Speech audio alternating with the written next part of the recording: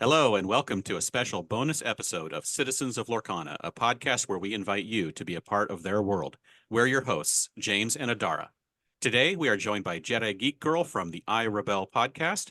We are doing a special collaboration going over our favorite cards from Into the Inklands. So without further ado, let's jump into the episode. Hey everyone, welcome to another week. Last week we had on Deck Builder Extraordinaire Steadfast, where we talked about, of all things, deck building. If you haven't had a chance, go back and listen to that. And today we are joined by a very special guest, Jedi Geek Girl from the I Rebel podcast. Hey, welcome. Thank you so much for having me on and doing this collaboration with us. Unfortunately, before we begin, I would like to disclose that Luke was going to be a part of this, but he is sick. He will be giving his favorite cards in every ink after our first part in our episode that was just released just before this episode went live.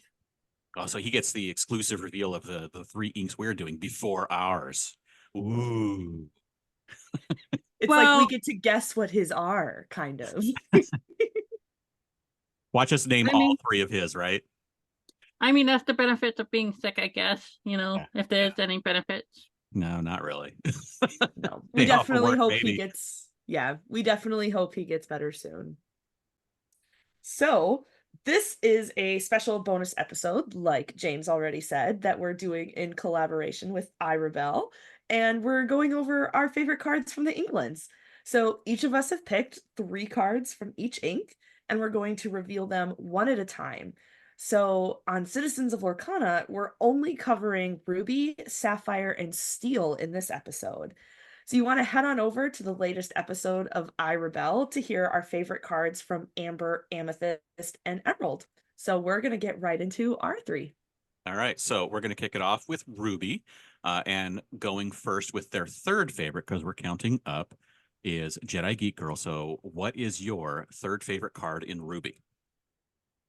My third favorite card in Ruby is actually an interesting choice because when you guys were on iRebel Gaming, a lot of your choices were very thematic and cards that you really liked outside of the competitive play and meta. And I feel like I'm doing that here because, well, I do think this card could see play competitively. I mainly picked this card because I love the character on it.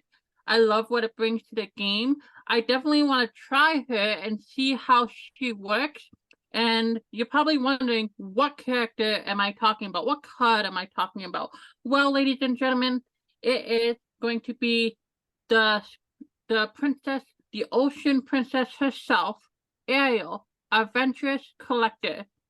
Ariel is a 3-cost inkable character card, 2 strength, 3 defense. Dreamborn Hero Princess. She has 1 lore and she is a super rare. She has the keyword evasive and she has the ability inspiring voice. Whenever you play a song, chosen character of yours gain evasive until the start of your next turn. Friends, you're probably looking at this card and being like, okay, she is very situational. And you would be right with that. I mean, if you are looking at your Ruby deck, I don't know if you would run her over Minnie Mouse because Minnie Mouse for the same cost and evasive, she has 2 lore instead of 1. But the reason why I love her so much is because of her effect. Her effect is very situational because obviously it requires another character on the board, but I love the ability to sing a song and then give another one of my characters evasive so my opponent cannot swing at it. So I don't know if she will see a place in the competitive format, but I love what this card brings to the character. I love Ariel. I mean, who doesn't love Ariel? Especially if you are a millennial. If you are a millennial and don't like Ariel, I want to talk to you because I'm curious about that. But anyways, yeah, Ariel is going to be my number 3 for Ruby. Well, that's a good pick, and I think Adara may have something to say about that. I do. So definitely make sure to check out the iRebel episode if you haven't to hear the other card that Jedi Geek Girl and I had matched on. But we actually matched on this one too. I also have Ariel Adventurous Collector as my number 3 for Ruby. Um, I focused a little bit more on her art, mainly because when I got to see this card in person, it's this deep purple background, that if the card is fully printed with the ink that it should be, it's this dark purple, and the green of her tail and the red of her hair just pops on the card. Like, it is gorgeous. Javi Salas is, I think, who did this art. Um, and just the design choices he made for doing or they made for doing that, it's probably my favorite art in the game now. I do, however, want to give this card a try, especially with a Ruby Amber deck. I think this could be really fun with the Singer Ariel card as well, using that card to grab a song from the deck, but also be able to sing it. Yeah, I think one of the fun things with this is that since it's just when you have a song, that it gets a character evasive instead of having to have her quest or something is pretty cool.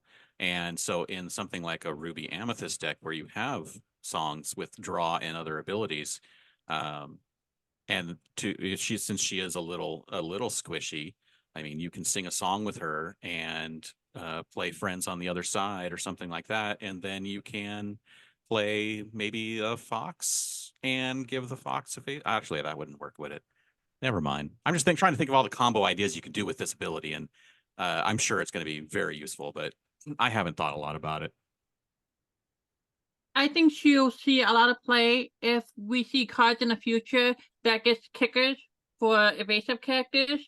So like all your evasive characters get +1 lore or something like that, or some other sort of combo potential. I definitely think she's a combo card, because obviously you need a song card to get her effect. But I just love the card. I wish she would have gotten enchanted. That's all I have to say.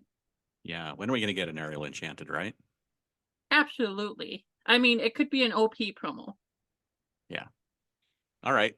So we are going to move on to, well, we know Adara's because it was the same.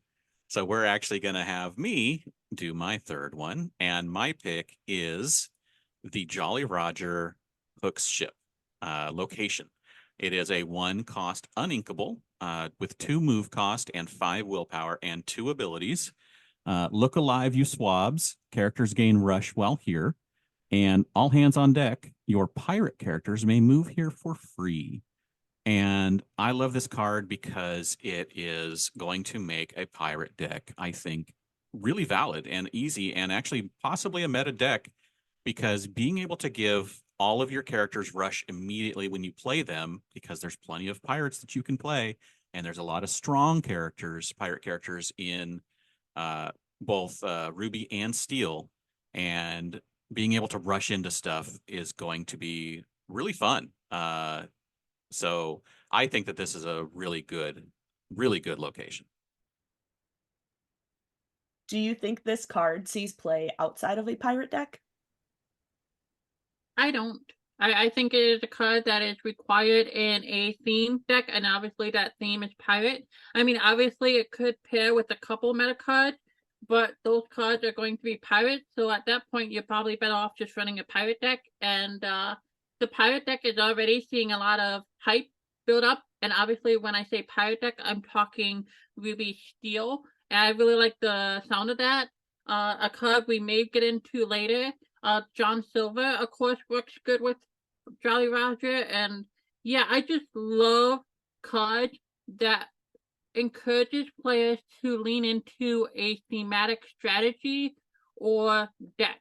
So yeah, even though this card, spoiler alert, wasn't a card that I picked, I love what it brings to the game. Yeah, I think it's I mean, we talked about on I Rebel, we talked about the Sorcerer's Workshop and the castle, and how those are such good cards, and the workshop helps you build a broom deck. But I don't think, that the broom deck is going to be quite as meta defining, as it's possible that this one will help make a pirate deck one of the higher tier decks in the meta. All right, so we're going to move on, and we're going to do the second favorite card. And JGG, why don't you kick it off with your second favorite Ruby card? My second favorite card for Ruby shouldn't surprise anybody. they already know, if they listen to me on my content or follow me on social media, that I am a control player. So my number 2 card is going to feature a villain on it that is a villain I absolutely love from one of my favorite Disney films that I think is still underrated. And of course, if you haven't guessed her already, she is the was supposed to be Cruella de Vil villain, but became her own character herself. And of course, I'm talking about Madame Medusa. Madame Medusa is the boss. She is 6 cost uninkable, 4 attack, 4 health, storyborn villain, 1 lore. And she has the effect, that terrible woman. When you play this character, banish children opposing banish children opposing character with 3 strength or less. Friends, this card is a control card. Yes, she is situational in when you play her, but there are a lot of good cards that has 3 strength or less. If Lorcana had a sideboard, this card would be in that sideboard if you were running Ruby. In fact, you probably would still run her if she is effective in a metagame. Obviously, she's not a 4 of, she's more like a 2 of or a 3 of, but I love everything about this card. The art, the character, the effect. Yes, I love it, and like I said, I love control, so that is going to be my number 2 for Ruby. Yeah, this is a great card. And it's causing a lot of conversation because she's basically the same card with a slight variation to the Lady Tremaine 6 cost uninkable, which allows your opponent to pick a card that gets banished. So Lady Tremaine gets around ward, but your opponent gets to pick. This one, you get to pick, but you have the limitation of 3 strength or less. So it's like you it's control, it's removal that has these different variations. And I'm actually considering that if you're playing Lady Tremaine in any quantity greater than 2, you may want to just run 1 or 2 of each to have that option, depending on what comes out, depending on, again, like you said, how it comes out in the meta, what ends up becoming more useful. I think we'll find out, but it may end up being that maybe you run 2 of each, or 1 of one and 2 of the other. And I think they're both really good cards, and this one's just basically just as good as Lady Tremaine in just a slightly different flavor. I would like to add 2 more things about this card. Number 1, I love the theme of this card where she can remove the mice, like Miss Bianca, obviously can be removed, and I would suspect other characters from this film will be able to be removed from her, but if you want to get Johnny about this card, you can combo her, like with the Queen and other characters that reduce the strength of your opponent's characters. I mean, obviously, that probably wouldn't be too effective comparatively, but if you are a Johnny player, you might want to give this card a try and, pair her with the Queen or other cards that can reduce your opponent's strength. Yeah, for sure. That's a great combo. Yeah, I am not a control player, but I have definitely run my husband's control deck a couple of times, and I see where the value in this really comes out, especially when comparing it to the Tremaine. For sure.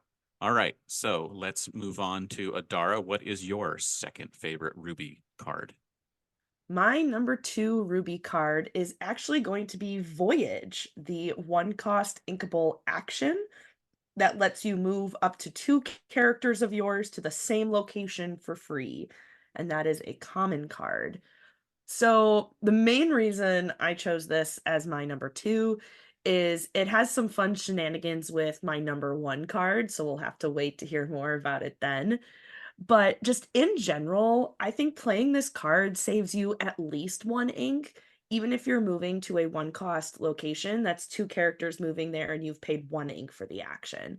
So I like this as a way to get your characters to locations. Maybe you have characters that benefit from being at a location, and this can help you get them there, both at the beginning of the game and also in the middle of the game. So I think that is pretty good. I also like how the art focuses on the boat a little bit more than on the characters that are on the boat. So like if you look at the art, like they're just like they're little tiny inked in people. It's mostly focused on the boat and the wave in the center of this card. So I really like it for that. What do you think, JGG? You like this card? Yes, I do actually. I think it is great to have a card like this in the game. It might be a little bit too slow because it is an action card, and even though it does cost 1 and it's pretty effective, I don't know if you will run this competitively or in a deck, but having the option is just fantastic. It might be decent and limited, it might not be, but this is a card that we needed to have. So before we continue, I just want to say my cat's making some noise, so she might be guesting on this episode. Afra, of course, is the cat I'm talking about. So, anyways, All pet guest characters welcome. I don't know what her favorite card, but I think I have an idea what it might be. All right. Next up is my second favorite card, and I picked Hey Hey Accidental Explorer. 2 cost inkable, 3 strength, 2 willpower, 1 lore, storyborn ally with the ability Mindless Wandering. Once per turn, when this character moves to a location, each opponent loses 1 lore. And of course, I would like to mention the flavor text, considering the coconut. I love this card. The art is hilarious and amazing. The ability is very cool. This card is probably not going to get played in any meta decks, I would assume, because Hey Hey is not a pirate, so Hey Hey is not challenging with Rush at Jolly Roger or anything like that. But I just love this card. It is the best card for flavor and the art and just everything about it because we all love Hey Hey. So that's why. I agree. I also love the artwork on this card. During the recording on the Irie Bell Gaming podcast for part 1, we did talk about a card where I was like, hey, I love this art and it would be great for card sleeves. Actually, I think we might have done that for 1 or 2 cards, but looking at the art on this card is another one I go, hey, this is art that would be fantastic on card sleeves. Yeah. I would definitely, Go ahead. yeah, I would definitely run a deck with the Hey Hey card sleeves of this art. Yeah. Oh man, I would love that. Yeah, there's not a lot to say about this card because I don't think it's a super great card. In any lore reduction deck, you obviously are going to use this, but that's not really a deck that's good right now. It's a fun deck, especially in multiplayer. This card loves multiplayer. But let's move on and let's hit our number ones, right? Jedi Geek Girl, what is your number 1 Ruby card? Again, my favorite card in ink shouldn't surprise anybody. As I previously mentioned, I am a control player, and one of the things that you do in control is removal. So you probably already have guessed my favorite card in Ruby, and that is the removal option, the prince himself, to go along perfectly with my last 2 picks because he removes and he's from the same franchise as Ariel. And of course, I am talking about Prince Eric Expert Hellsman. He's a 4-cost uninkable character card. 2 attack, 2 health, 2 lore. Dreamborn, Hero, Prince, Super Rare. He has the effect Surprise Maneuver. When this character is banished, you may banish chosen character. Obviously, this card has a lot about it that I really love. Number 1, in no particular order, of course, the artwork. The artwork on this card is fantastic. Another piece of artwork that you could do something with outside of the card himself. But I did not pick him just for the artwork. I picked him because of his effect. Obviously, he is squishy, but that is exactly what you want in a character like this, because you want to force your opponent to remove him. If not, you want the ability to remove him by ramming him into an opponent character or comboing him with one of your own cards, such as Teeth and Ambition. If you play this card right, you can 2-for-1 him, being able to remove a character with his attack and his effect. But I think the strongest thing about this card that plays into what you want to do with him is his lore. 2 lore, I mean, for 4 is pretty average, but 2 lore on a character card that punishes your opponent for removing him, that to me just is perfect. What do you think, Adara?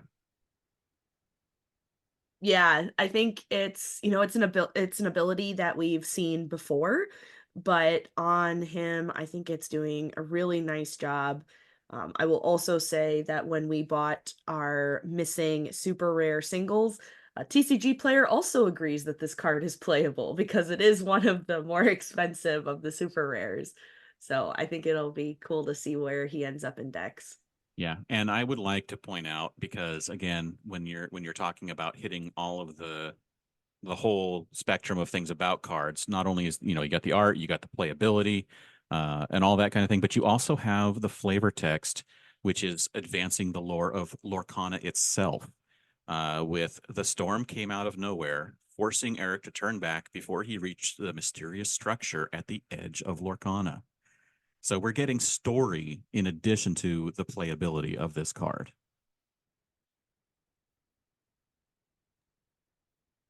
Gotta love that story. I just want more of it, honestly. I wish they would dive deeper into the story, because I love story, I love lore, and it felt like we were getting little pieces during set 1 and 2, and set 3 was going to be, the floodgate of the story, and unfortunately set 3 has been a little lacking when it comes to the story department. Yeah, we'll have to wait and see if they have stuff and surprises in store for us as the process of set 3 goes through over the next 12 weeks before the next set comes out. But let's move on to Adara's number 1 pick. My number 1 pick for Ruby is the RLS Legacy location, the Solar Galleon. So it is a 4-cost uninkable. It's a 3-move cost, but it has 8 willpower and it gains 2 lore, and it has 2 abilities. It says, "This is our ship. Characters gain evasive while here." And then "Heave together now. If you have a character here, you pay 2 less to move a character of yours here." And it's a rare card. So the reason why I really like this card is I think it goes so well with the other Treasure Planet cards that have been released with this set. As well as it's really fun, I think, to combo with like Voyage. And there's a couple of ways that you can move characters for free or like ignoring the move cost to help reduce that part of this. But like gaining evasive's pretty solid. I think Fang in Emerald edges out a little bit over this with having the ward in the evasive, but just the flavor of this ship from Treasure Planet with the other cards like Jim Hawkins, I think works well, and like the pirates. So I think I'm not sure how playable of a card it is in competitive formats, but I loved this nod to the Treasure Planet movie, and just the art itself brings back the wonder that I remember experiencing while watching the movie of like just these grand ships. So it gives me all the good feels. I really appreciate the thematic nature of this card. If you have any in this card, you probably will want to be running the Jim Hawkins legendary card. I don't think it is a card that you play more than 2 of. Obviously, you are getting 2 lore and you are getting the evasive, but you don't want to get stuck with it without Jim. Yeah, you could play it, but that 3 for move is brutal unless you can, get around that, which requires another card. So it might, make you too reliant on other cards. But I think it is a fun include in the Pirates deck, and one or two of them I think is perfect for that deck. Yeah, I agree. And I'm just going to move right into my number one because we're going to talk about it a little bit along with this. And my number one, of course, is Jim Hawkins' Space Traveler. 5 cost inkable, 4 strength, 4 willpower, storyborn hero with 2 lore and 2 abilities. This is it. When you play this character, you may play a location with cost of 4 or less for free and take the helm. Whenever you play a location, this character may move there for free.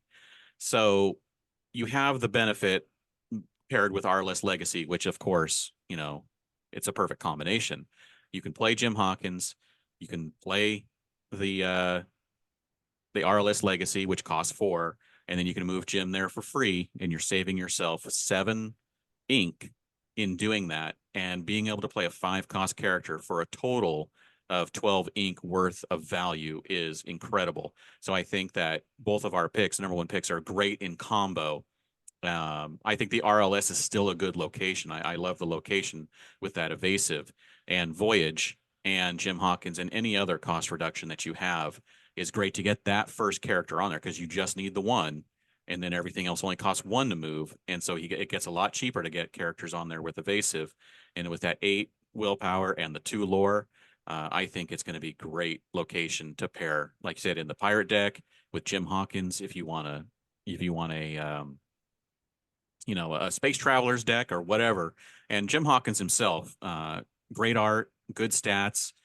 He's a legendary, of course, and I think he was the first legendary revealed. And so he was the first one where everyone noticed that the little bit of his hair was breaking the frame.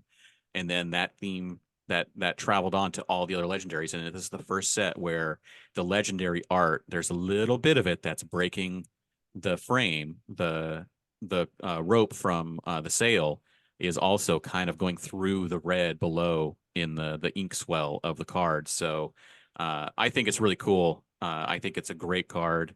I think it's going to get a lot of play for people who want to play locations, and Ruby is obviously the best color for getting these locations out quickly with Jim Hawkins.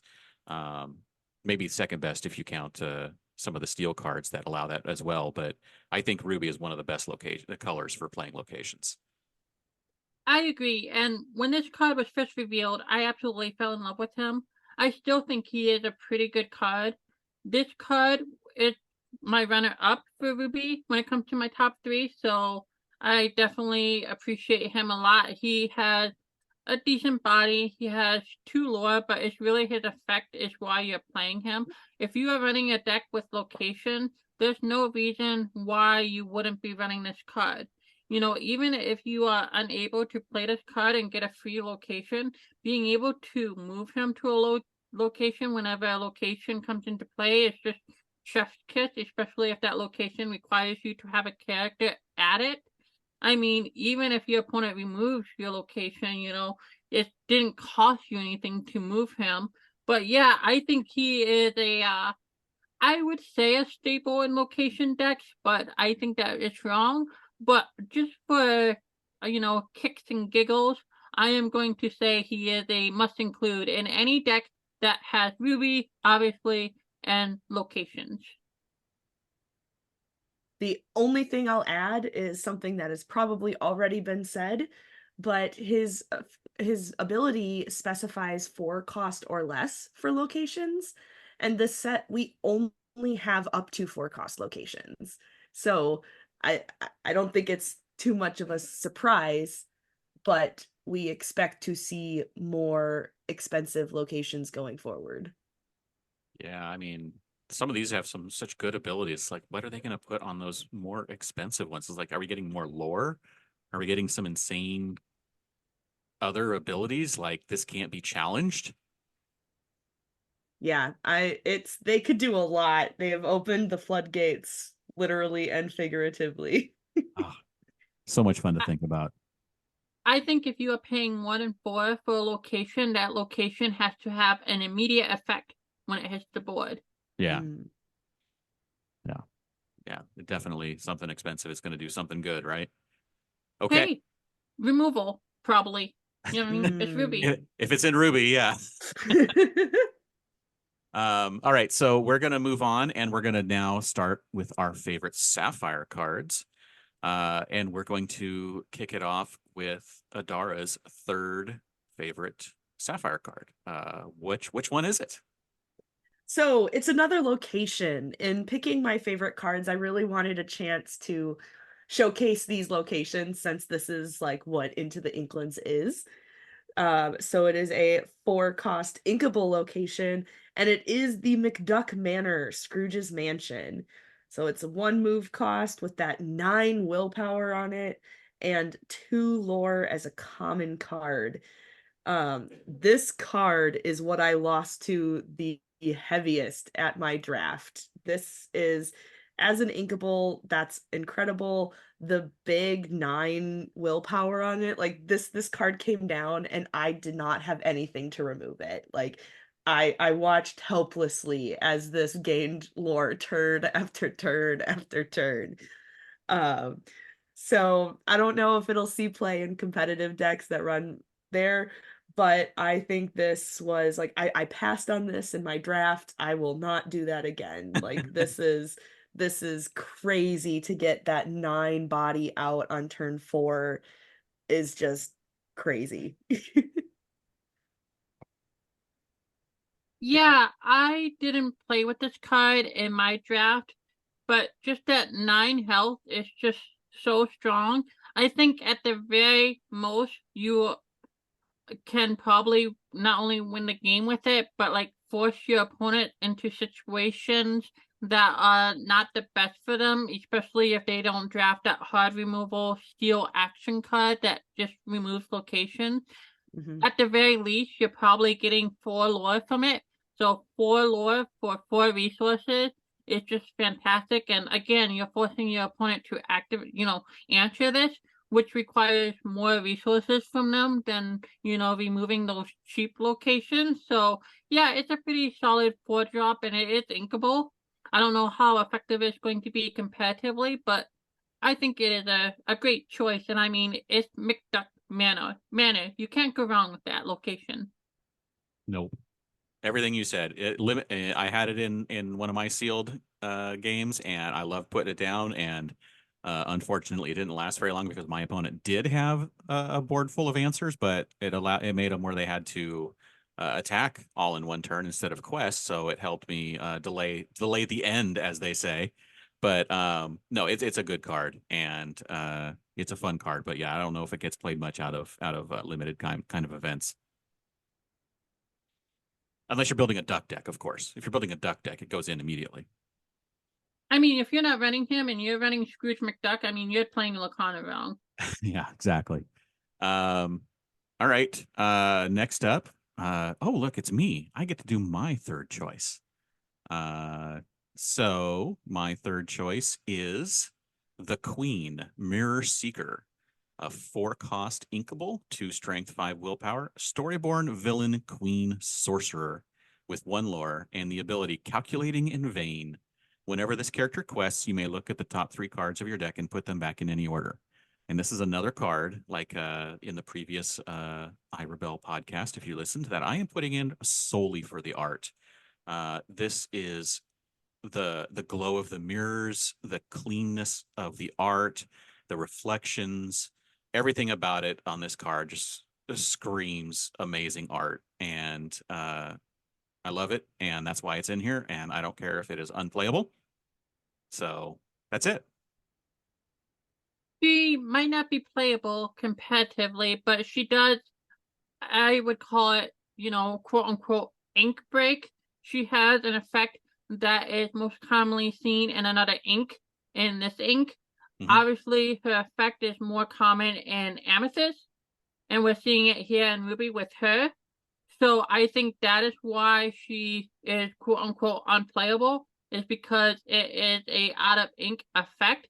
She might be able to combo with anything, but I mean, if she doesn't, she has great art and she still allows you to run her if you want to run, a thematic Queen, Snow White, and the Seven Dwarfs deck. So she might have a place, but she ink breaks, and her art is a great win and would be a great playmat. Along with the art, this was a foil that I was fortunate enough to pull from one of our boxes, and the foil is just as good as like the regular art. They foiled it so well that it accents the art where it needed to be accented, and yeah, I definitely looked twice at this card when I was making my list because the art is just that beautiful. Yeah, I did not get a foil of this, unfortunately. I will be keeping it if and when I do get one. Yes. All right, so we are moving on. After me is make sure I'm going to the right one here. It's the only other choice we have Jedi Geek Girl. What is your next choice? My third one is a character whose effect may not be good competitively, but one that I really do like. It serves a purpose with a niche that hasn't been filled yet in Lorcana, and that is what is going on when you banish all these items of yours, besides recurring them if you have cards in your deck that allow you to recur them. Well, this card is the answer to that question. And of course, I am talking about Tinkerbell, Very Clever Fairy. She's a 5-cost, inkable, 3/4, 2 lore, Dreamborn ally fairy. And her effect is, I can use that. Whenever one of your items is banished, you may put that card into your inkwell face down and exerted. The reason, like I said before, why I went with her is because she provides the opportunity for those items that you are banishing another purpose that otherwise they would not. There isn't really too much to say about this card, besides the fact that, the art is fantastic and, she just fits a niche that, needed to be filled and allows you to have fun with those items that you are banishing if you want to run her. The oversized card. So this is one of the 2 cards that comes in the gift set. And the oversized version of her with the foil is pretty stellar as well. I love seeing the bigger versions of the art and getting to look at more of the details from it. I see James is holding up his set of foils in his little wax paper. But yeah, I also like how she's holding the like lore pip thing. And I got to point that out to my husband and he didn't realize that. So I love how she fits into the world of Lorcana in that way. I pulled one out. I opened up one of the wax packs. I hadn't opened any of them yet, but I am keeping one of these. So these cards are nice, right? I know people don't like the oversized cards because they're unplayable or whatnot, but hey, they're fun, right? I like them. They are a fantastic collector's item. I haven't opened any of mine yet. I won't open any of mine until I get one of those binders that you cannot find anywhere because I was not smart enough to buy one, even though I would have overpaid for it. But yeah, I like the oversized cards, and I look forward to being able to play a game with all the oversized cards.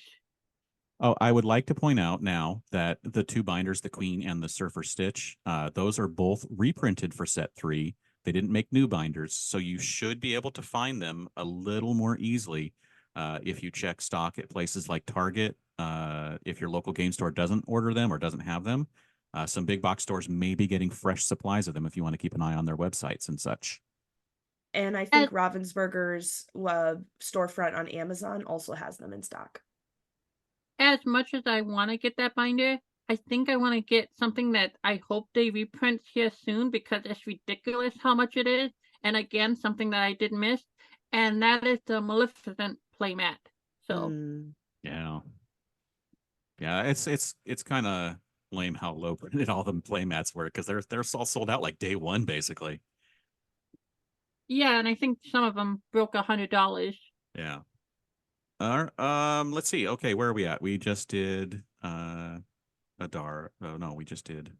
We are on to number 2. We're on number 2? We're on number 2. What our number 2 cards are. Well, I mean, you're asking the question, but you're going to provide the answer because you're going first. I am going to provide the answer. So my number 2 is going to reveal a kind of theme I have going on for Sapphire that was unintentional until I listed out my cards and I looked back and I was like, yeah, that makes sense. Um, so my number 2 for Sapphire is Vault Door, the 4-cost inkable item that has sealed away. Your locations and characters at locations gain resist 1. And the flavor text is only Scrooge knows about this vault, and he's going to keep it that way. So this card is definitely a win for the flavor text. It makes me wonder what is Scrooge hiding in this vault. But this card can be super annoying to play against in certain situations. This was another card that I had in my drafted deck, and it gets really fun when you pair this with bodyguards at locations, because now all of a sudden people have to run into the bodyguards, but they have resist, and it's harder to get rid of the locations because they have resist. And so I just like Vault Door as an idea. And if I am ever playing a deck that has Sapphire in it and I'm running any locations, I'm definitely planning on including this, whether or not that's a good choice. But I love this card, and it's just nice, simple artwork and a good effect. I don't want to spoil anything, but I guess there's a couple of choices, but I think I know what your number 1 is going to be. But I say that when there's more than one option that you can go with for your number 1, but I digress. Yeah, it's the theme, right? Yeah. I like this, and just thinking about McDuck Manor having 10 that you have to get through, but the great thing about the resist, it's +1 every time they attack it. So either they got to come up with 10 or they got to come up with +1 many times. So yeah, this is great. This is one of the only cards. Is this the only card that gives a bonus to a location? I think it might be. I think so. So yeah, that's key. I mean, and this is a nice costed card. I mean, obviously we would prefer things to be cheaper, but the benefit of this being a 4-cost item is that if you end up playing Magicka in with Amethyst, then she sees this as 4 lore that she can earn. So any 4-cost item is a nice thing to play when you have a Magicka card out. You don't need to play the Lucky Dime to get that 7 lore. You can get 4 each time. When it comes to the card itself, I am not a fan of it. I don't think it is that good. It is definitely fun. It's thematic. The artwork is great, but I don't think you run this card outside of a thematic deck. That being said, and I doubt Lorcana will do that. If you can play this card for free from your deck, I think this card has great potential. Obviously, it would be a very niche card in order to do that, and you could only have to grab this card. Perhaps if there was some sort of, DuckTales theme that allow you to play this card and only this card, then yeah. But outside of that, I don't know if I'd be running it. But again, I'm thinking competitively. But thematically, go for it. Limited, I don't think you run this in limited. I think that it's too slow. I think you want to be doing more for 4 in limited. But thematically, go for it. I think it's great thematically. And if you can combo right, again, Johnny players, if you can combo this right with like a bunch of resist, like the Maui's Place of Exile, plus Vault Door, plus Cogsworth, plus other resist characters, I mean, your opponent better hopes they have hard removal. Yeah, exactly. That's rough. Oh, hey, speaking of rough, we're gonna go with my number 2 now.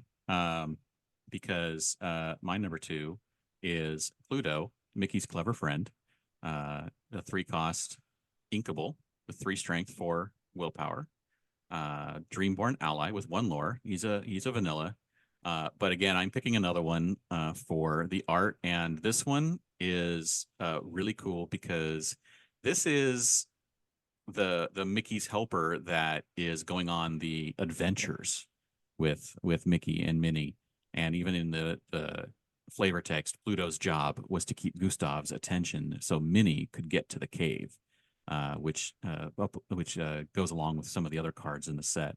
And I just really love the art. It's the only Pluto besides the two amber ones, but it's great having three Plutos in the game, and I love having all the main characters in it. And it's just really cool. It looks like a comic book / cartoon come to life.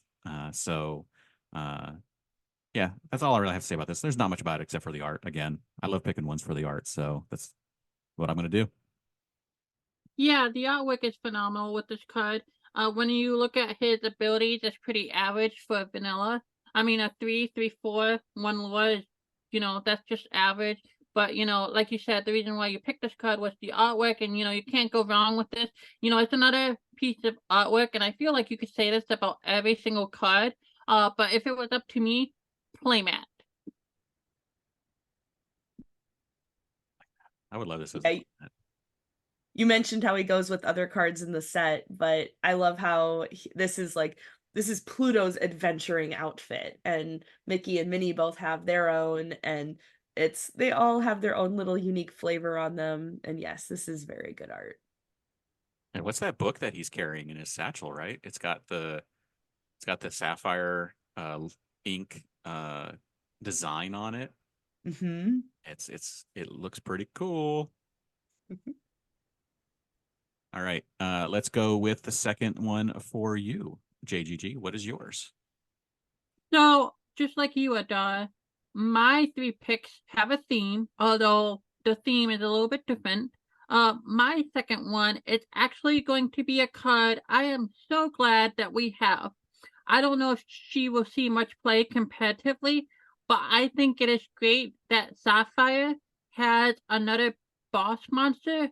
Well, not really a monster, but that's my Yu-Gi-Oh brain kicking in. 20 years of Yu-Gi-Oh will do that to you, but I digress. The character I am talking about is Grandma Tala. She's a 7-cost inkable, Floodborn, Mentor, 4 attack, 8 health, 2 lore, shift 5. She's a legendary, and she has the effect, Do you know who you are? Whenever a card is put into your inkwell, gain 1 lore. The reason why I love this card so much is because it finally rewards Sapphire for ramping, outside of being able to play big cards. Yeah, she is a bit expensive with her shift, but you're running Sapphire. That should be no issue. And having the effect to be able to be rewarded for inking cards past the point where you want to go, to me, it fills a niche, and I feel like I am saying this a lot with my choices and what I have to say about this card, that we needed. Obviously, Sapphire had Tamatoa as a boss, as a top end, but this is just another top end in Sapphire that we needed, and I am happy to have. And I am kind of surprised that she's going for what she's going for, considering the fact that I don't think she will see play competitively, but she won't see play in the competitive sense. But that being said, I hope I am wrong, and I hope that this deck will be viable in some sort of competitive deck. Yeah, I don't have much else to add to that. Like, just thinking about some of the crazy combos that you could do with her, is like with Belle, who also rewards you for having a certain number of ink. Belle's strange but special. But like just flat out inking a card to gain a lore, like once you have her on the board, you already get to ink at least once a turn. And in Sapphire, you're probably doing that more than once a turn. You And know, go ahead. Another reason why I like her is because she actually makes friend like me good. Because you get the advantage of inking, even though you aren't able to use the ink first. That is a free, if you sing it, 3 lore. I mean, that alone is worth it. but you probably want to pair this with winning the game. But to me, that just makes it, so much more viable. And, it makes a card that's like, why would you even play this? A card that you're like, okay, maybe I play one or two of it. Yeah, it's an extra win condition for Sapphire where they really didn't have, because all that ramp that Sapphire had was the biggest complaint was that you were ramping into nothing. Ramping was just to get cards out. It wasn't something that, and their Sapphire didn't have a lot of the best high value cards. So you always had to pair it with something else to make use of all that ink. But now Sapphire does have some answers. The passive lore she can earn just by inking anything. The one card you ink per turn normally is, one lore when she's out. You can do another one with Fishbone. You can do another one with if you have a Bell out. You can, play, like I said, Friend Like Me and get 3 lore immediately. So you can surprise someone by shifting her out, or even just playing her and having her on board and having someone else sing A Friend Like Me to earn you that 3 lore to get you closer to your win condition. It's just, there's a lot of ways you can do it. And I don't, like I said, I don't think she's going to necessarily be in a meta deck, but if someone figures it out, she's going to be really powerful as that lore burst near the end of a game to get you into winning position or to win it for you. Last thing I would like to say is something totally off topic with this when it comes to this card is I think one thing once we get it in Lorcana that will push Sapphire over the edge is when we get the ability to use your Inkwell as basically a second hand. Will we ever get that ability though?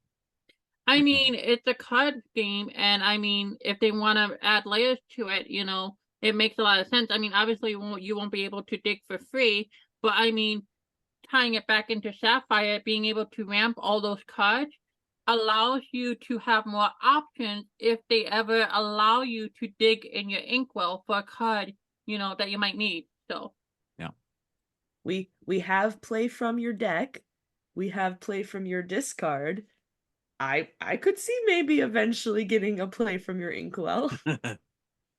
could be. So I am only going to do this because I am legally obligated to mention Star Wars Unlimited at least one time per podcast appearance. So Star Wars Unlimited already has that where you can look at your resource roll for a card and grab it with a card called Lando Calrissian. So you could see a card that when it enters the battlefield, you can grab a card from your Inkwell, But I digress. That's cool. All right. So that finishes up all of the number 2s. So we're going to move to the number 1s. And Adara, what is your number 1 Sapphire card? All right. So number 3 was a location that we want to play. Number 2 is the item in order to protect the location and the characters there. So number 1, it makes sense to have a card that discounts items for you.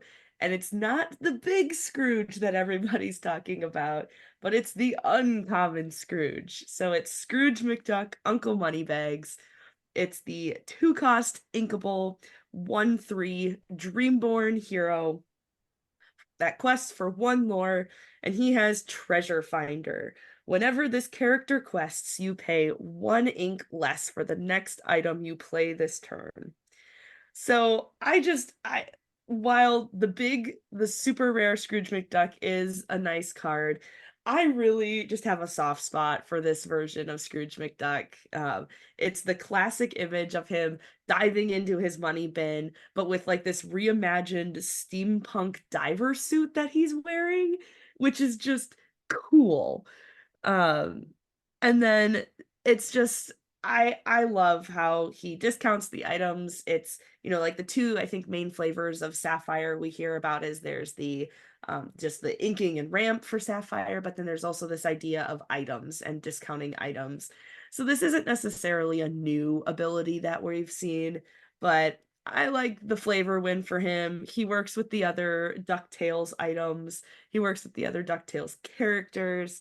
I really think the first fully themed deck I build might end up being a DuckTales deck. So he's my number one. It scratches all the right itches for me.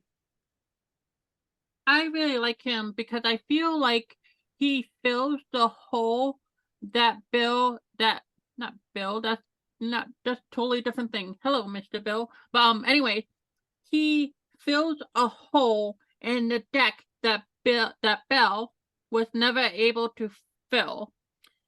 When you played that deck, Maurice was always fantastic, even at 6 cost. Belle being 3 cost, she was a little bit too slow, even though she had 2 lore and 3 health. With this Scrooge McDuck, if you want to do that, it makes so much more sense to include this card because you're able to get a discount on turn 3 instead of turn 4. What that would look like in that deck, I don't know, but I feel like if you wanted to run that deck, now you have an option to include a card that wanted to do what Belle wanted to do, but better, in my opinion. Yeah, I agree. It's a fun card, but we'll see how useful it is. It might get really useful if we see a Scrooge Floodborn card someday, right? Yes, Get those definitely for out, sure. and then later in the game, if he's still around, you shift onto him. So, all right, that's a good one. I like that one. My number one is a card that actually is a combination of the art and the usability.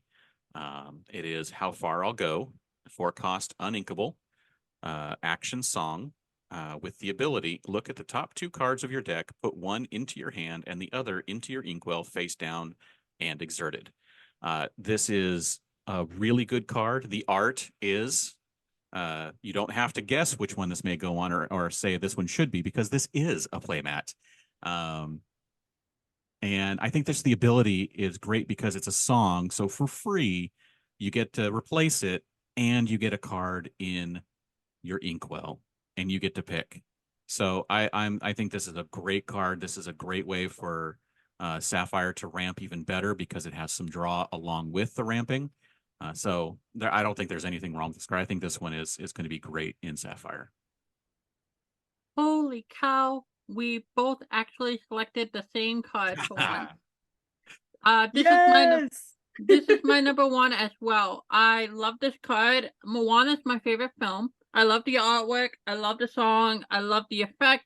I mean, why wouldn't you want to run this card? The only complaint that I have is that you're probably running it on turn 4, maybe turn 3 if you can somehow ramp and have the 4 resources on turn 3, which you could with Graham, I guess. But that's the only complaint that I have. I love the effect of being able to look at 2 cards and being able to select which one goes into your inkwell and basically, cantripping it. So as you can probably tell by my excitement, I love this card. And I don't know if I would run it because I haven't been running Sapphire lately. Hence why it's no longer my favorite ink, but that's no longer here or there. But yeah, I think this card is fantastic. And if they ever do enchanted song cards, well, they already are, but if they ever do enchanted uncommon song cards, this would be a great pick, I think, just because of the art. An enchanted Tefiti would be gorgeous. So I will second I think this card deserves an enchanted. Yep. Well, that was an easy one because now that takes care of Jedi Geek Girl's number one for Sapphire. Yeah, this is an amazing card. I love it. That means we're done with Sapphire and we are moving on to Steel. And it looks like I get to go first. So my first one for Steel is, let me find it here so I can read it, is Little John Resourceful Outlaw, a 6 cost, inkable, 4 strength, 5 willpower, Floodborn hero with 2 lore, and he has shift 4 and the ability, okay, big shot. While this character is exerted, your characters with bodyguard gain resist +1 and get +1 lore. I think this is a very playable card, especially if you want to build a bodyguard deck, and more specifically because this is in steel, if you wanted to build a bodyguard deck out of all the musketeers who will give each other also some bonuses. It lets them stick around longer. You get more lore with them.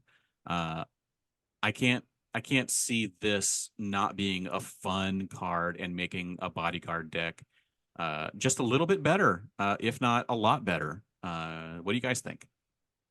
I absolutely agree.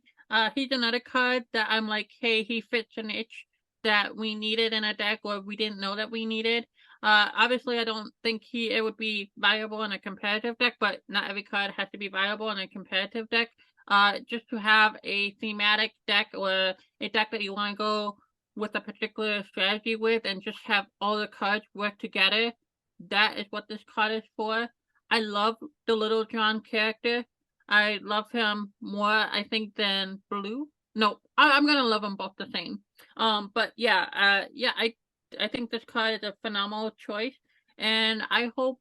Actually, no, I don't hope. I would like to see him in effect and just watch a fun game that revolves around this card and bodyguard and resist, and that can get very dangerous very quickly, I think. I like how he supports your bodyguard characters without being a bodyguard character himself. It's like you definitely want to either play him or shift him out when you already have some bodyguards in play, or you're able to also play some other bodyguards to protect him. Like that just seems like a killer combo to get multiple bodyguards out there to protect him. And yeah, I think this could be a very fun card to play.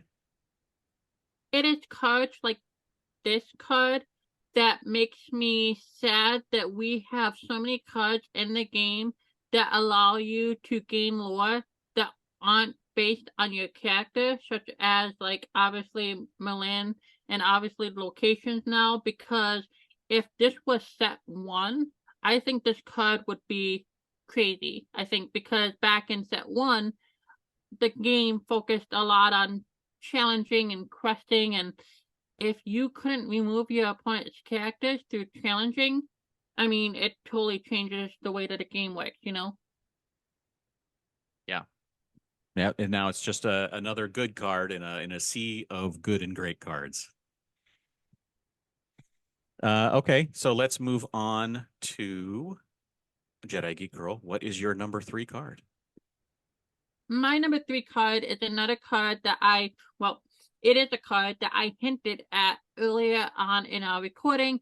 And friends, we have been going for like 3.5 hours, so please forgive me. We're all a little loopy here, but I digress. My number 3 Steel card is a character that I really like, and he alone sold a film for me and really turned me around on how I was feeling in a film. He is a character that you really have to see the movie to really be surprised of how good of a character he is, or at least the Disney interpretation of him. Again, if you haven't guessed what this character is, I'm going to tell you. This character is John Silver, Greedy Treasure Seeker. He's a 3-cost inkable. He has 3 attack, 3 health. He has all the labels in the world. Dreamborn, Villain, Alien, Pirate, Captain. He has 1 lore, and he's a rare card. He has the effect, chart your own course. For each location you have in play, this character gains resist 1 and gets 1 lore. Again, to me, this is another Johnny card. This is the top end. This is the Bell, strange but special card and Steel. This is a card that if you are running the pirate deck, you probably want to get on the board to turn a tide of the game. I love him. I love the character. Again, he fits the niche in a deck that you didn't even know needed, because we obviously didn't have the deck in set 2. But yeah, I love this card a lot. And the artwork, sleeves. I think I every time I talk about card work, I should be like, it's a sleeve or it's a playmat or a binder, because the artwork is fantastic, and I look at the artwork And I think, yes, please. I like this one so much that this is my number one card.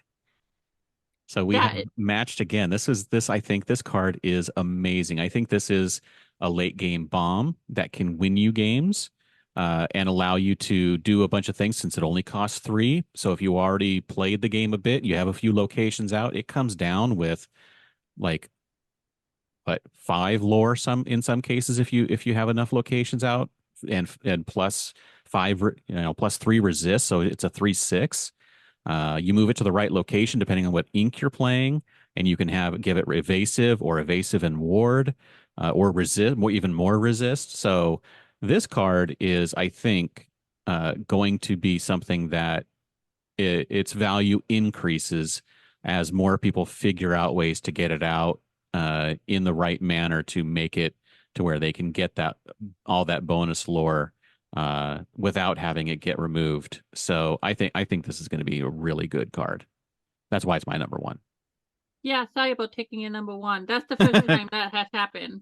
So usually we have the same card at the same number. Yeah. But I cannot believe this card is only a rare.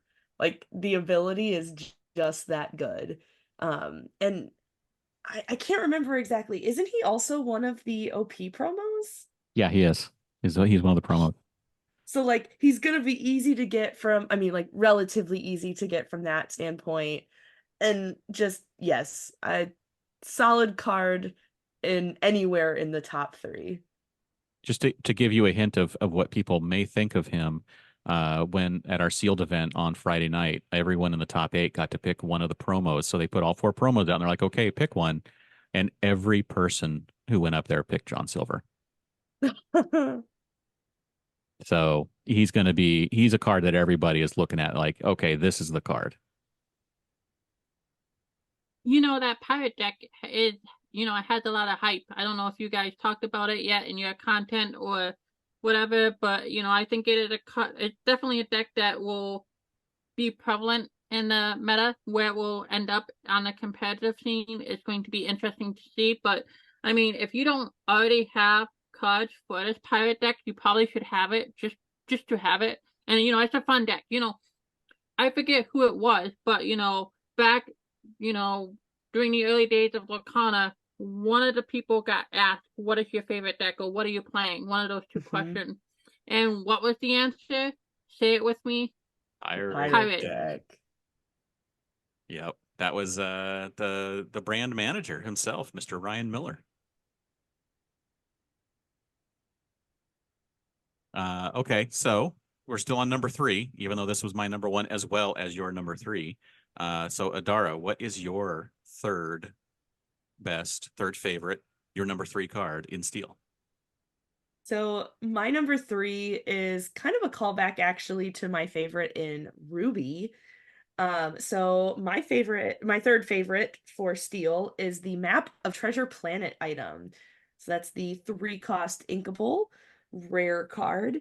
It has 2 effects. So the first one is Key to the Portal.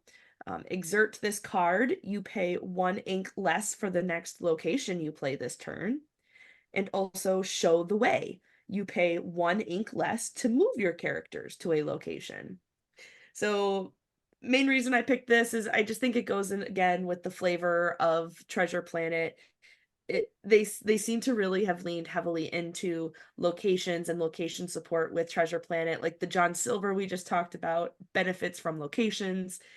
And I just love how this map also helps you get out those locations, helps you move your characters to locations. Um, and the use of the color I wanted to call out as well in here. So we have some like really fun different colors in the art. So I love the little like purple-ish ink on the right side of the image. I have no idea what that's supposed to be, but the purple with like the neutrally blue and then the gold of the map, I think works together really well to create a cohesive piece. But just the card design on getting these Treasure Planet cards to all focus around locations, I think is such a cool thing. I look at this card and it is very easy to be underwhelmed, but I like this card because theoretically you can pay 3 for this card and then get out a location and then move for it all by playing this card. I mean, yeah, that's very situational and you need to have the cards and the characters, but theoretically, you could not only get an item, but you can play a location and you can move and maybe get a kicker from moving. So I think this is a card that is it's basically, I mean, obviously it is, but it's like it's like the lantern of locations. And I don't know if it will be a backbone of a deck, and I don't know what that pirate list is like, but you know, it could be a card that we'll be seeing play, maybe not now, but later on when we get more locations, especially if we get one cost locations that have an effect on them. Yeah, this card is along with John Silver is a card that I think is a sleeper hit. That it's good, but I think it's better than people think. One of the things that I think people may be overlooking is that one cost passive reduction for moving. If you have, let's say, one cost to move, they're all now free. If you have Arliss Legacy out and a character there, then they get reduced by 2, and that makes it 1, and this card makes it free. So your characters can move there for free and get evasive.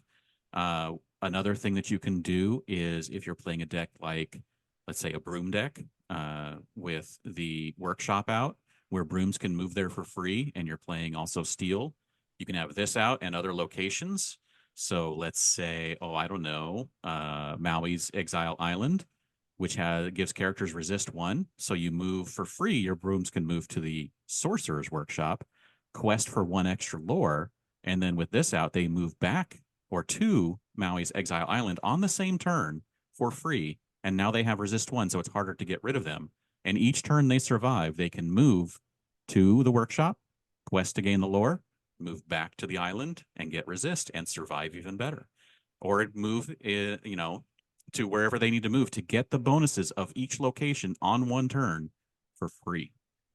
So I think that this card is definitely going to be brewed up into some decks that really take advantage of locations, and the fact that you can get more than one of these out, and all of a sudden all the 2 cost ones become moving for free.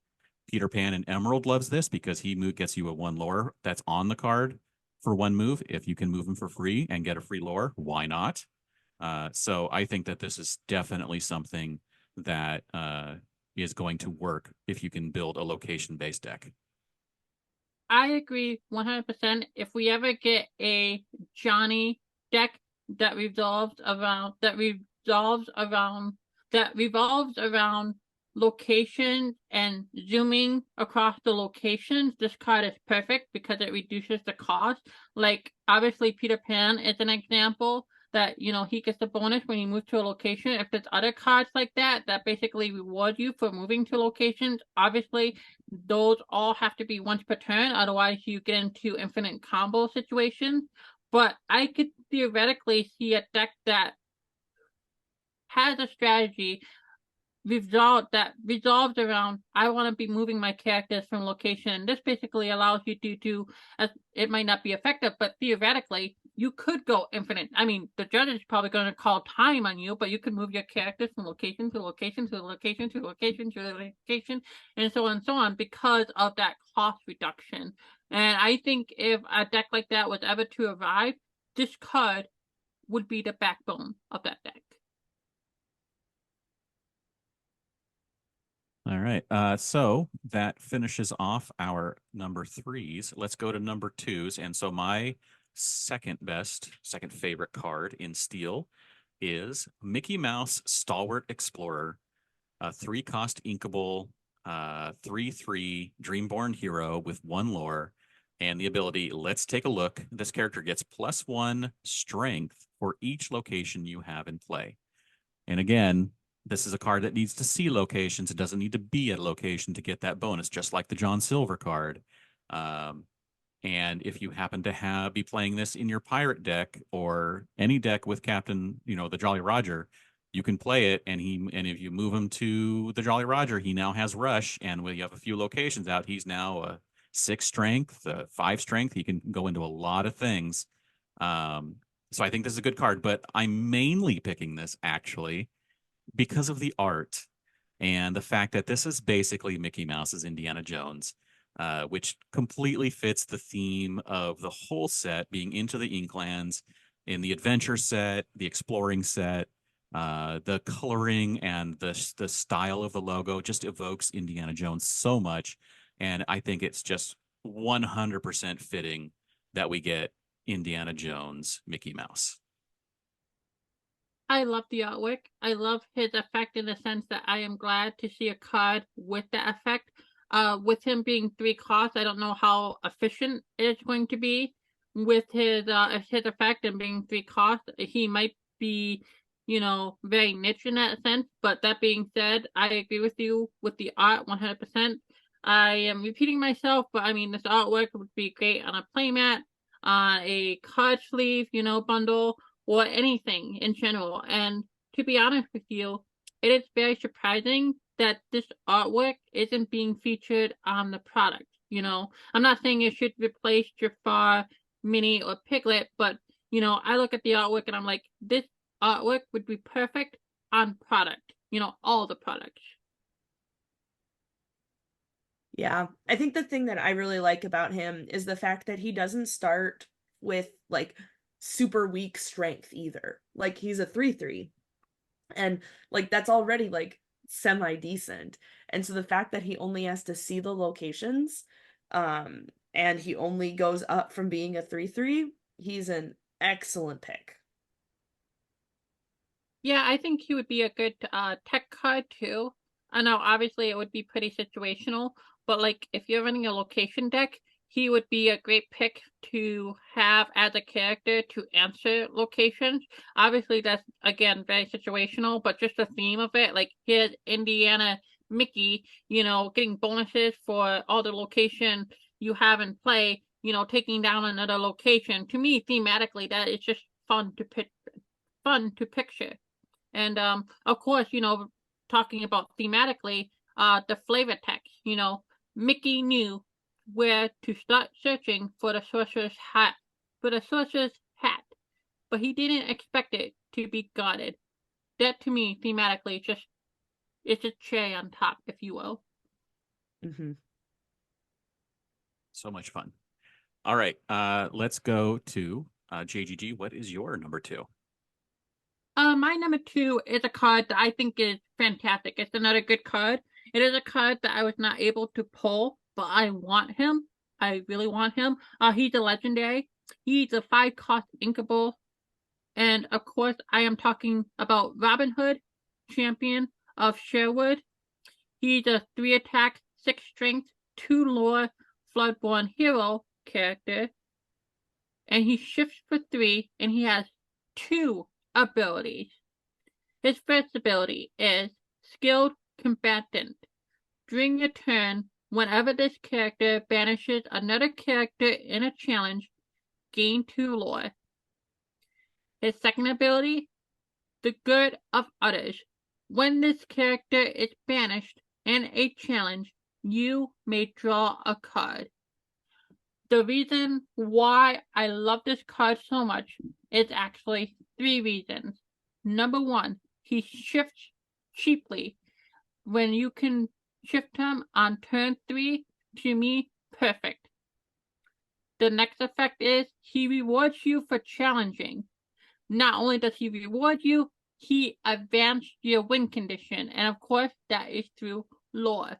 Yeah, you could quest with him and get the same amount of lore, but usually you're probably removing a character on your opponent's side of the board.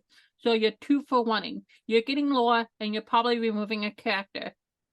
Not only that, but he also has another effect. And it's the third reason why I picked this card. Obviously outside of his art, but I digress. And that is when he is banished in a challenge, you may draw a card. So you could attack, defeat a character, get 2 lore, and draw a card. So you're removing a character, gaining 2 lore, draw a card. To me, that is phenomenal value. And of course, you could do that theoretically Obviously, I wouldn't expect him to be banished during the first challenge, but theoretically, you could do that as soon as turn 3. And you're probably not even, getting that, the card draw off your first, banishing your first challenge. You're probably getting that off your second challenge, or, your opponent is challenging him, in which case they might be losing a character. But either way, the value of him is just chef kiss. Oh, and he's inkable too. So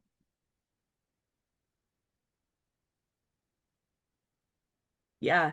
So he reminds me a lot of like we've seen other characters that are like gain lore on challenge. So like there's a Simba that does it if I remember right, and then there's the Aladdin. And so like this is another flavor of that, but with that card draw benefit on it on Banish.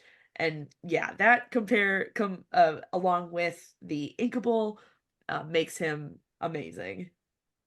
And I like that the card draw is not conditional on your turn. It's whenever he's banished in a challenge. So, if you run into someone on turn 3 when you shift him and you banish something, then you get the 2 lore. And then on your turn, your opponent's next turn, if they just happen to be able to banish him, you still get a card draw. So you got one of theirs gone. Well, he's probably going to kill whatever or banish whatever they run into it with. So you're probably going to get a 2-for-1, 2 lore, and a card draw, all for one card you played on turn 3. So yeah, it's like you said, it's a ton of value for one card. I agree, and I love those cards. I love Aladdin. Being able to, do a 4-point string with Aladdin is fantastic. Simba is fantastic, but both of those cards you get on the board later in the game. Aladdin is shift 5. Simba, I think, costs 7. This card you can get out on turn 3. To me, that just makes it way better. Even though Aladdin allows you to point swing, this is just perfect. And you have the 6 health too. So if you don't challenge, you still get that 2 lore, and you have the 6 body on you. Who knew that Robin Hood had such a big butt? But yeah, and I just want to point out one last thing, and that is in the artwork. It's a cute because it's not just Robin Hood in the artwork too. So. For sure. Yeah. Okay, so let's move on to Adara's number 2 pick. So we had the Pluto who is questing or allow out with Minnie and Mickey. We have Mickey who is Indiana Jones, and then my number 2 is going to be the Minnie Mouse Funky Spelunker, the 1-cost inkable 0-3 that quests for 1, who has Journey. While this character is at a location, she gets +2 for her attack. So, this card is mostly chosen for the art. I love how it goes with the theme of exploring. And Minnie just looks so cute in her spelunking outfit. But given the right circumstances, Minnie's a pretty solid 1-drop. She can take out pretty much any 1-drop. I think when I went through, there's only 4 cards that are 1-drop that have 3 health in the game right now. Everything else is 2 or less. So if you can get her to a location turn 2 when she is able to challenge, um, it's pretty nice. Like she can come out of nowhere. It's the gamble of does your opponent have the location to move her to or not. If you don't have the location, she's not the best card, but the art, you can still look at the art. Yeah, she really fits into a location deck, and if you're able to get a location out turn 2, the value here is just amazing. Even though her boost on her attack is situational, if you can get that off and defeat an opponent's character, you're probably getting 2 cards for 1 with her, and that is just phenomenal. But like you said, the downside is you must have a location, and she has to be at a location, which is feasible, but that is going to be usually on turn 2 at the soonest, and then you're just paying 1 for location, 1 on moving. That could be effective, especially if you are removing a character. But yeah, I do like her, even if she is a little bit situational. Yep. I think it's great having the combo, the Mickey, the Minnie, and the Pluto with all the adventuring gear. and all of that. And again, a nice little one drop that may see some play in situations, but we'll have to wait and see.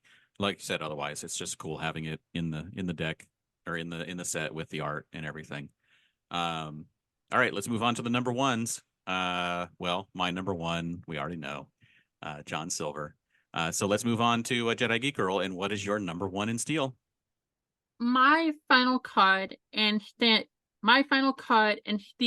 and for Into the Inkland fits right into my strategy when it comes to how I play this game, and of course that is going to be a control card.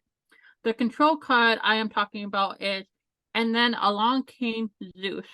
Along Came Zeus is an action song card that costs 4 and is uninkable. This card effect is deal 5 damage to chosen character or location. The reason why I love this card is not only because of the great artwork and I want it enchanted. It is because of the flexibility and control. To me, this is another card that if sideboarding was a thing in this game, you would have in your sideboard. That would allow you to switch between this card and grab your swords depending on the deck you are playing against. If you are running this card, you are running this card for the flexibility. Yeah, 5 damage is usually not going to take out a location on its own, but you can also use this card to remove a character with a huge butt. So, again, that's why I like this card. And on top of it, you can sing this card for free if you have a character that costs 4 more. So this is a card that I definitely would be playing, especially with like the pirate format coming and other stuff like that. And yeah, I just like the flexibility. Anytime you have flexibility in a card, its value goes up. And like I said, I wish we would have a sideboard because this is a card I would put in my sideboard if I wasn't main decking it. Yep. Love this card. Love the art. The enchanted art I think is amazing. I do want that one too.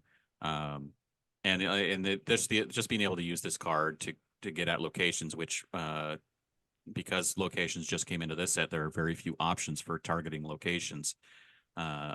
So yeah, having this in there is very nice. What are your thoughts, Adara? I like that the muses are on this artwork. I've heard people talk before about it'd be really nice to get the muses into Lorcana, and so we see them in a card. There's hope. You know, it would be nice if we got them. And again, it depends if Lorcana introduces this type of mechanic. But, you know, when you have a on-play effect that allows you to play a card, usually when it comes from the hand, you are decreasing your options in your hand. And to me, it might be worth it in the moment, but the better option is to grab it from the deck. And I think it would be great if the Muse had an effect where you play one and you get like the other ones, or you know, another one. I don't know. That's just a thought I had in my head, because when you see the Muse, it's not just one of them. You know what I'm saying? So in my head, thematically, you know, if one comes into play, you know, Get all the rest. I like it. All right, so the final card, Adara's number one Steel card. So my number one Steel card, I think is going to be a little surprising to some people, but it's going to be Mufasa, Champion of the Pride Lands. So he is a 7-cost inkable, 3/10. He's Storyborn Mentor King, and he quests for 3 lore as a rare card. So again, it's mostly art. It's art and the fact that he is so big. I love that we don't have a lot of characters that have those that 10 anywhere in their stat line. And the fact that it's on a card with 3 lore just makes me really happy. And like I want to try to find a way to make this card work because it just seems fun to play.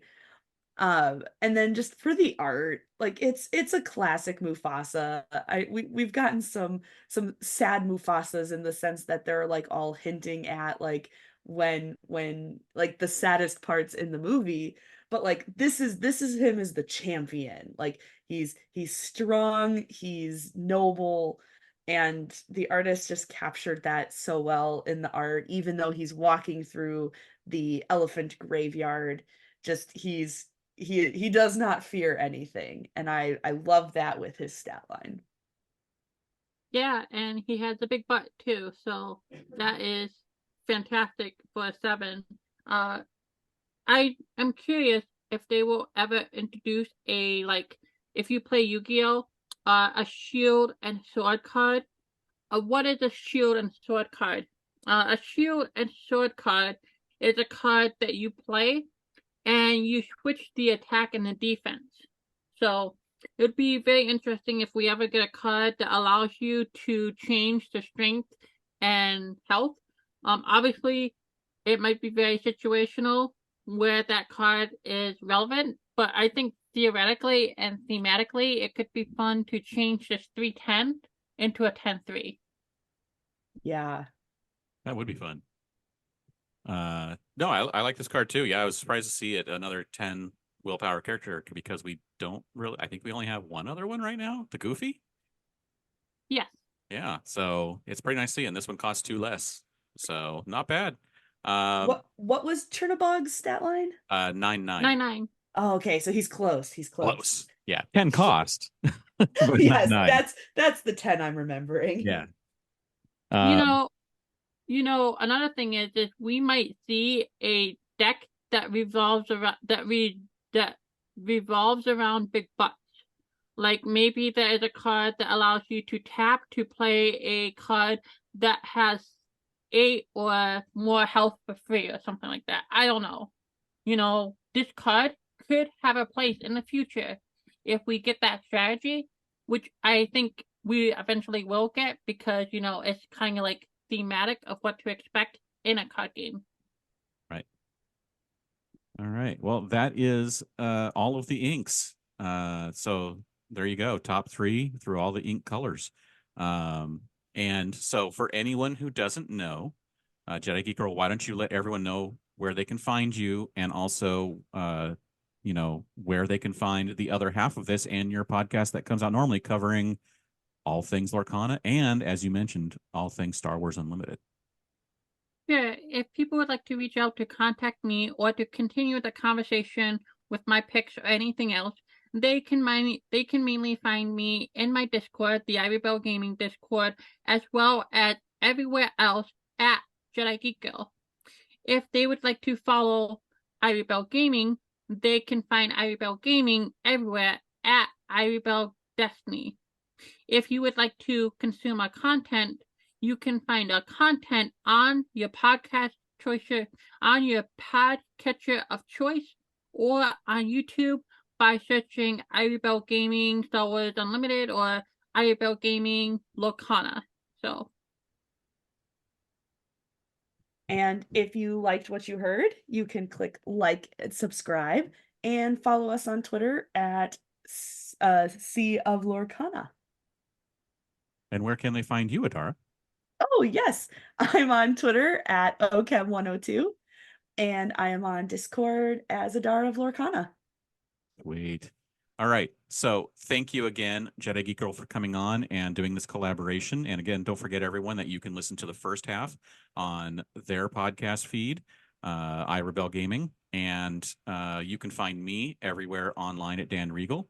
And thank you all for listening, and we'll see you next time.